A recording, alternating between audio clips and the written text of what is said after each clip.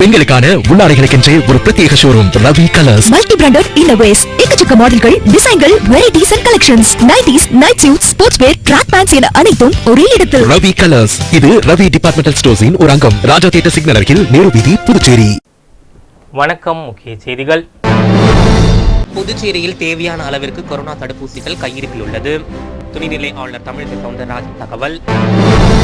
Puducherry Rajiv Gandhi signal சந்திப்பில் container lorry விபத்து, போக்குவரத்து காவல்துறையினர் வழக்கு பதிந்து விசாரணை. புதுச்சேரி உப்பளம் பகுதியில் மது போதையில் இளைஞர்கள் தகராறு, கண்காணிப்பு கேமராவில் பதிவான காட்சிகள் கொண்டு குற்றவாளிகளுக்கு காவல்துறையினர் வழிவீச்சு. புதுச்சேரி காவல்துறை சார்பில் கடற்கரை சாலையில் ஒலிபெருக்கி மூலம் விழிப்புணர்வு, பொதுமக்கள் கட்டாய முகக்கவசம் அணிய வேண்டும் என வலியுறுத்தல். இனி விரிவான செய்திகள். புதுச்சேரி மாநிலத்திற்கு தேவையான கொரோனா தடுப்பூசிகள் கையிருப்பில் உள்ளதாகவும் முகக்கவசம் போடுவதை மிகவும் கடுமையாக்கப்பட்டுள்ளதாக கோவிட்-19 குறித்தான ஆலோசனைக்கு பின்னர் துணைநிலை ஆளுநர் டாக்டர் தமிழிசை சவுந்தரராஜன் தெரிவித்துள்ளார். புதுச்சேரி மாநிலத்தில் தற்போது கொரோனா தொற்று நாளுக்கு நாள் அதிகரித்து வரும் வேளையில் அதனை கட்டுப்படுத்துவது, தடுப்பது குறித்தான முன்னெச்சரிக்கை நடவடிக்கைகள் உள்ளிட்ட பல்வேறு அம்சங்கள் குறித்து துணைநிலை ஆளுநர் டாக்டர் தமிழிசை சவுந்தரராஜன் தலைமையில் சுகாதாரத்துறை, உள்ளாட்சித்துறை, வருவாய்த்துறை மற்றும் காவல்துறை அதிகாரிகளுடன் ஆலோசனை கூட்டம் தலைமைச் செயலகத்தில் நடைபெற்றது.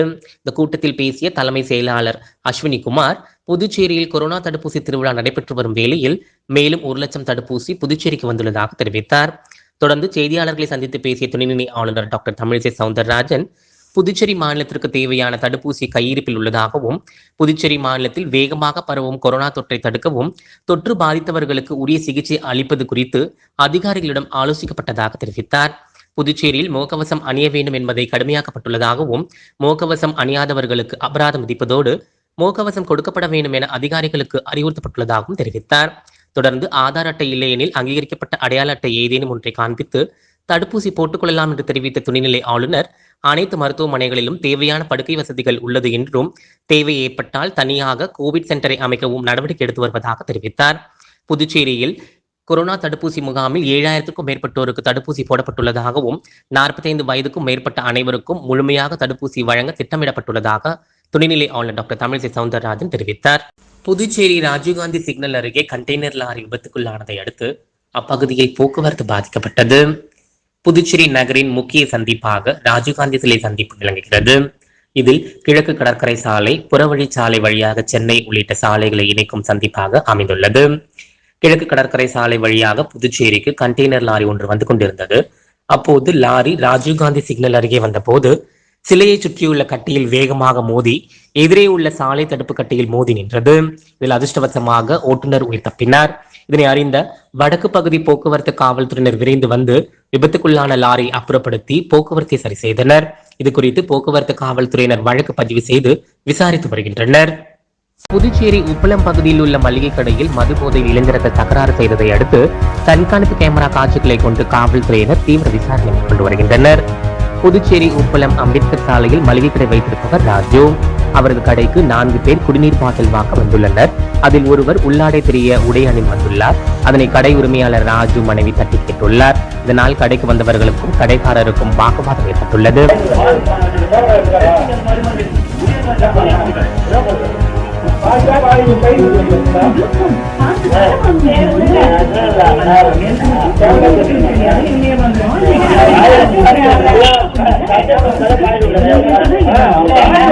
தொடர்ந்து குடிநீர் பாட்டிலை வாங்க வந்தவர்கள் 4 பேரும் தங்கள் கையில் இருந்த குடிநீர் பாட்டில் மற்றும் அங்கிருந்த பொருட்களை எடுத்து கடைக்காரர்களை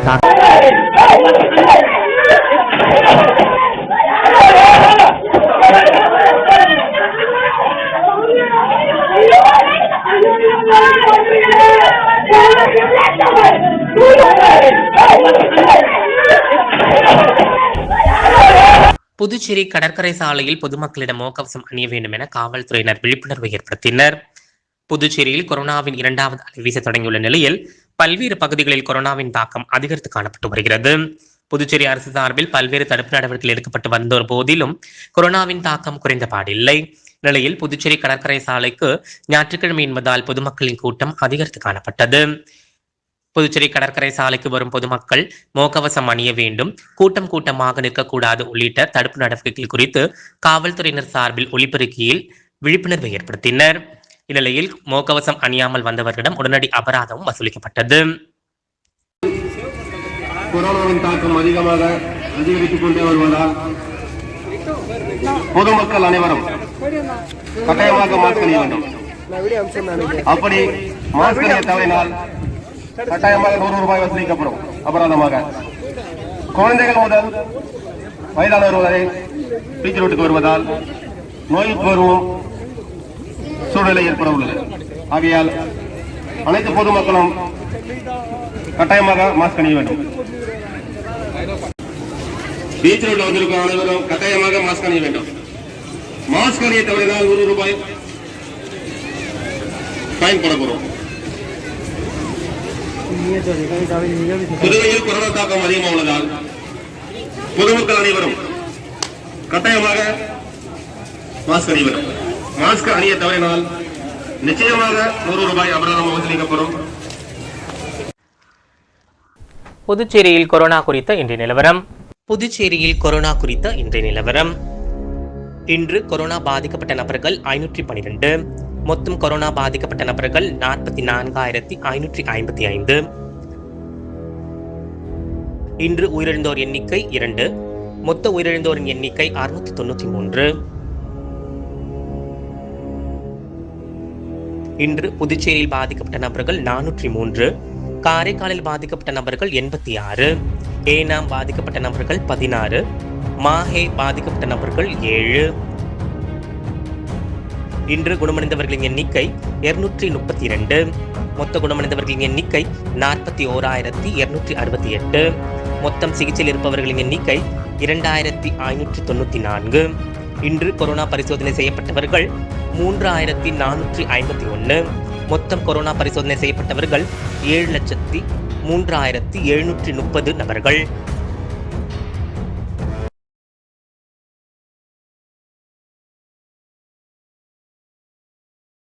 ஹலோ சார். சொல்லுங்கம்மா. சார், இப்ப நம்ம பாண்டிச்சேரியில கொரோனா 2ஆம் அலை அப்படின்னு சொல்றாங்க இல்லைங்களா? அத பத்தி கொஞ்சம் நீங்க சொன்னீங்கன்னா நல்லா இருக்கும். பொதுவா பாத்தீங்கன்னா இந்த பெருந்தொற்று இருக்கு இல்லைங்களா, இந்த பேண்டமிக் சொல்லுவோம். இந்த மாதிரி இது இந்த அலையா வர்றதுதான் இதனுடைய வழக்கமே. இப்ப 1918ல பாத்தீங்கன்னா ஸ்பானிஷ் ஃப்ளூ, அது கிட்டத்தட்ட ஒரு 3 இயர்ஸ் அந்த அலை நீடிச்சது வந்துட்டு. ஓகேங்களா. இதோட நேச்சரே, இந்த கிருமியினுடைய நேச்சர் தொற்றுவே அப்படிதான். அது விட்டு விட்டு வர்றதுனால இது அலையா வரும். ஒவ்வொரு அலை வரும்போது அதனுடைய சிவியாரிட்டி ரொம்ப அதிகமா இருக்கும். எக்ஸாம்பிள் பாத்துக்கிட்டீங்கன்னா, இப்ப அமெரிக்கால பாத்தீங்கன்னா கிட்டத்தட்ட 3வது 4வது அலை போயிட்டு இருக்காங்க. பிரிட்டன்லயும் சரி, பிரான்ஸ்லயும் சரி, இது 3வது அலை போயிட்டு இருக்கு.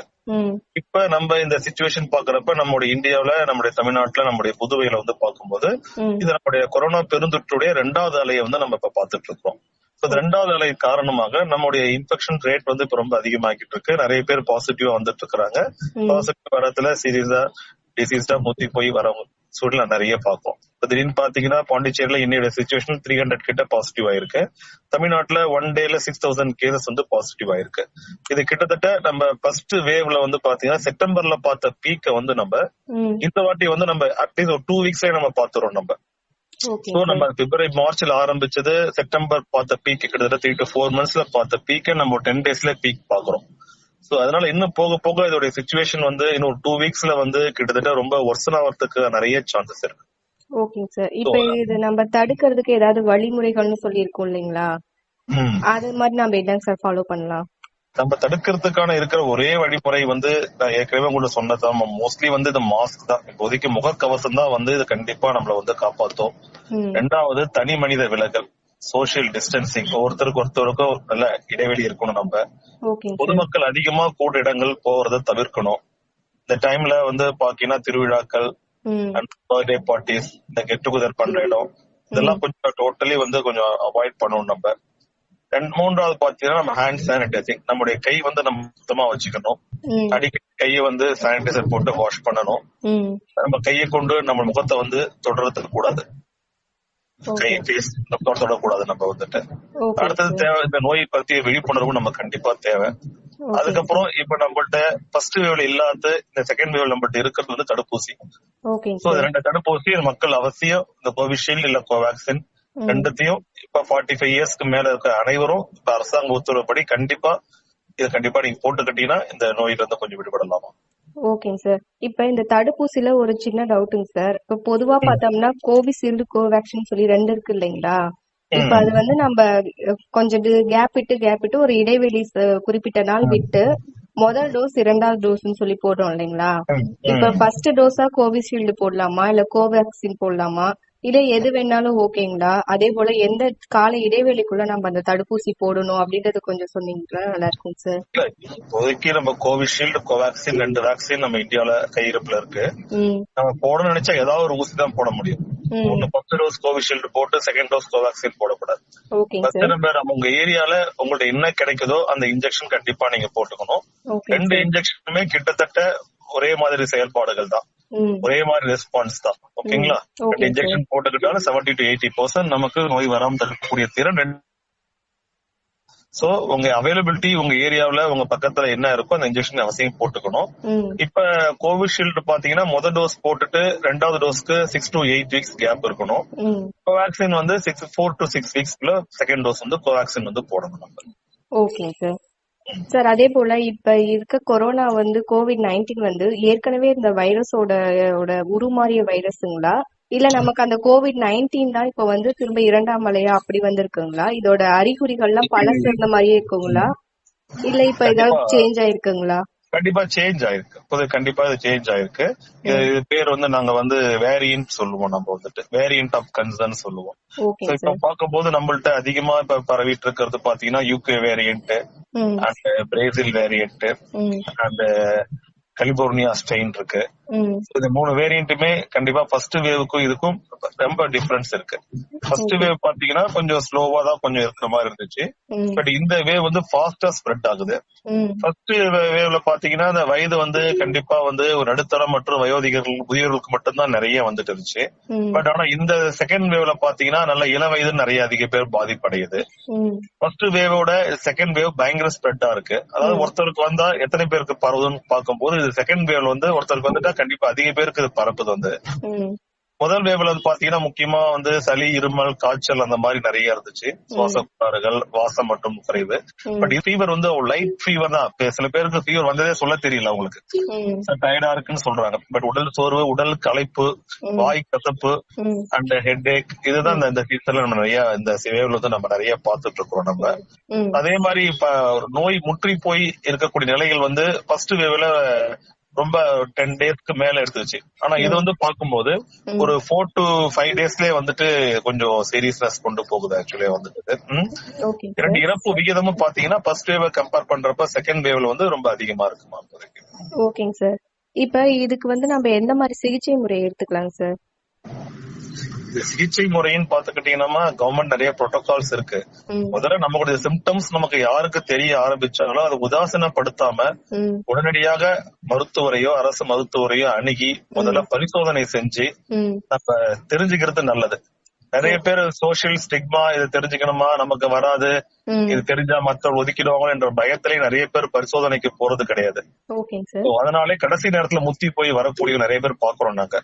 சோ உங்களுக்கு காய்ச்சல் வந்துட்டாலே கண்டிப்பா முதல்ல இப்ப இருக்க இந்த பேண்டமிக் சிச்சுவேஷன்ல நம்ம கோவிட் இருக்கான்னு ஃபர்ஸ்ட் ரூல் அவுட் பண்ணிக்கணும். நம்ம சப்போஸ் ஆர்டிபிசிஆர் பாசிட்டிவ் வந்துருச்சுன்னா உடனடியா அரசு மருத்துவரை அணுகி நம்ம வீட்லயே ஐசோலேஷன் சேஃபா இருக்கலாமா, இல்ல வந்து நமக்கு கூட காம்ப்ளிகேஷன்ஸ் இருக்கு, டயபெட்டிக் இருக்கு, ஹைப்பர் டென்ஷன் இருக்கு, ஹார்ட் டிசீஸ் இருக்கு, ஆஸ்மா இருக்குன்னா அதுக்கு ஏற்றபடி நம்ம ஹாஸ்பிட்டல்ல இருந்து சிகிச்சை எடுத்துக்கணுமான்றத மருத்துவருடைய அனுமதியுடன் அவங்க எடுத்துக்கணும்.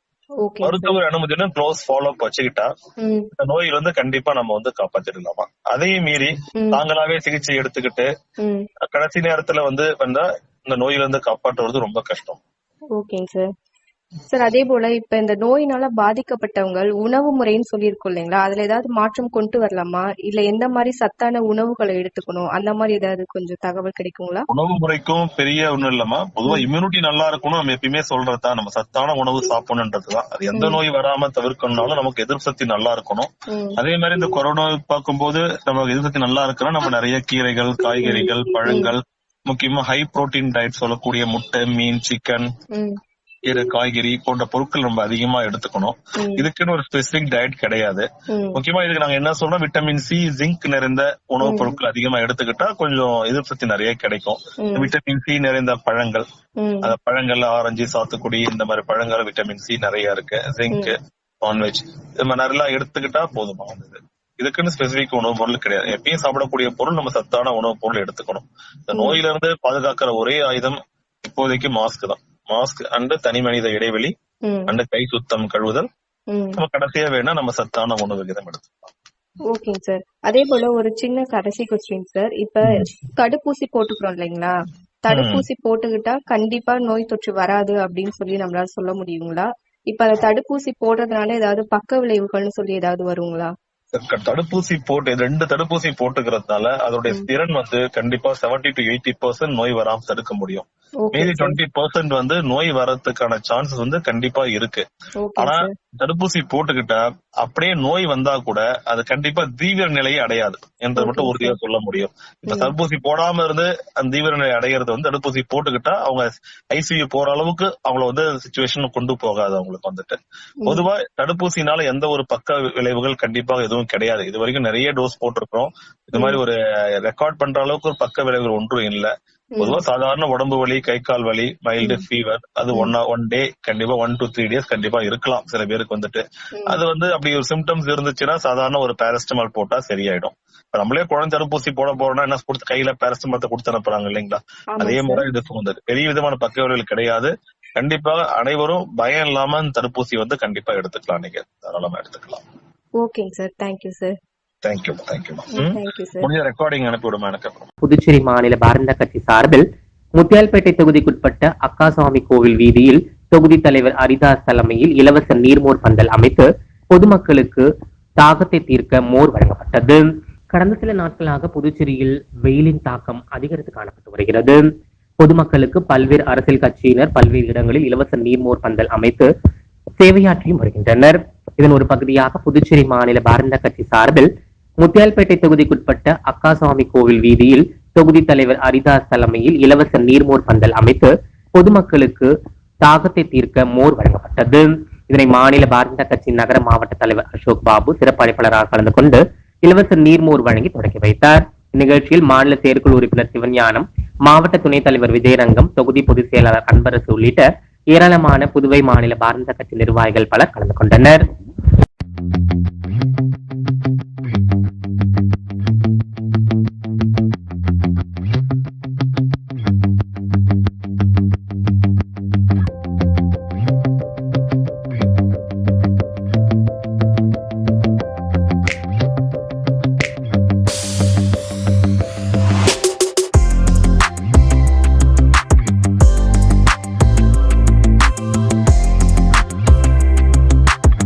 புதுச்சேரியில் நடைபெற்று வரும் கொரோனா தடுப்பூசி திருவிழாவில் 80 வயது மிக்க 3 மூதாட்டிகள் ஆட்டோவில் இருந்தபடியே ஊசி போட்டுக்கொண்டு மற்றவர்களுக்கு விழிப்புணர்வு ஏற்படுத்தியுள்ளனர். கொரோனா தடுப்பூசி வழங்குவதை திருவிழாவாக கொண்டாட வேண்டும் என பிரதமர் நரேந்திர மோடி அறிவுறுத்ததின் தொடர்ச்சியாக ஏப்ரல் மாதம் 11ஆம் தேதி முதல் 14ஆம் தேதி வரை கொரோனா தடுப்பூசி போடும் திருவிழா புதுச்சேரியில் நடைபெற்று வருகிறது. அதன்படி அனைத்து அரசு பொது மருத்துவமனை, ஆரம்ப சுகாதார நிலையங்கள் மற்றும் பள்ளி, கல்லூரிகள் என 100க்கும் மேற்பட்ட இடங்களில் அமைக்கப்பட்ட சிறப்பு முகாம்களில் 45 வயதுக்கும் மேற்பட்ட ஏராளமான பொதுமக்கள், மூத்த குடிமக்கள் தடுப்பூசியை போட்டுக் கொள்கின்றனர். 17 லட்சம் மக்கள் தொகை கொண்ட புதுச்சேரியில் இதுவரை 90,000 பேருக்கு தடுப்பூசி போடப்பட்டுள்ளது. திருவிழா காலத்தின் போது 4 லட்சம் பேருக்கு தடுப்பூசி வழங்க திட்டமிடப்பட்டுள்ளது. நிலையில் மற்றவர்களுக்கு எடுத்துக்காட்டாக 80 வயதை கடந்த குயவர்பாளையத்தைச் சேர்ந்த வேதவல்லி, வாசுகி, தனலட்சுமி ஆகிய 3 மூதாட்டிகள் பாக்கமுடியான்பேட்டை அரசு பள்ளியில் அமைக்கப்பட்டுள்ள முகாமிற்கு ஆட்டோவில் வந்தனர். அவர்களை சிரமப்படுத்தாமல் சுகாதாரத்துறை ஊழியர்கள் ஆட்டோவில் அமர்ந்திருக்கும்படியே செய்து தடுப்பூசியை போட்டனர். 80 வயதை கடந்த இந்த மூதாட்டியர் அக்கறையோடு வந்து தடுப்பூசி போட்டுக் கொண்டது மிகப்பெரிய விழிப்புணர்வு என சுகாதாரத்துறை ஊழியர்கள் தெரிவிக்கின்றனர்.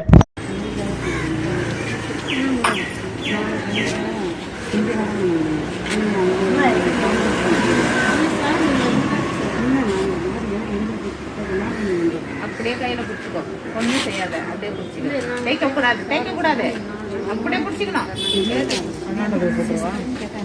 தேய்க்கக்கூடாது, கொஞ்ச நேரம் அப்படியே அப்படி திரும்பிக்கணும்.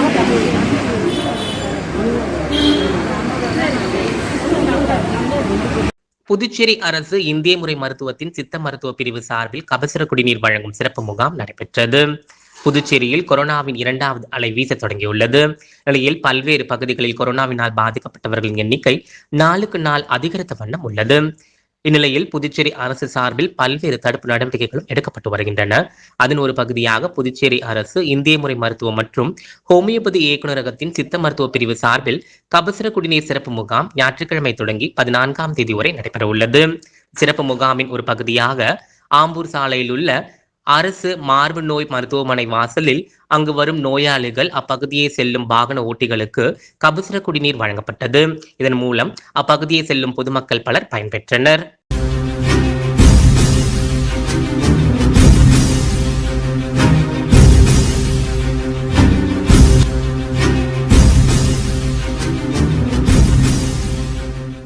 சர்வதேச சந்தையில் கச்சா எண்ணெய் விலை நிர்ணயத்திற்கு ஏற்ப நாள்தோறும் பெட்ரோல் மற்றும் டீசல் விலை மாற்றியமைக்கப்பட்டு நாடு முழுவதும் ஒரே மாதிரியான விலை விற்கப்பட்டு வருகிறது. அதன்படி புதுவையில் 1 லிட்டர் பெட்ரோல் 90 ரூபாய் 74 காசுகளுக்கும் டீசல் 1 லிட்டர் 84 ரூபாய் 18 காசுகளுக்கும் விற்பனை செய்யப்படுகின்றது. அடுத்து வருவது புதுவையில் இன்றைய தங்கம் மற்றும் வெள்ளியின் விலை விவரம்.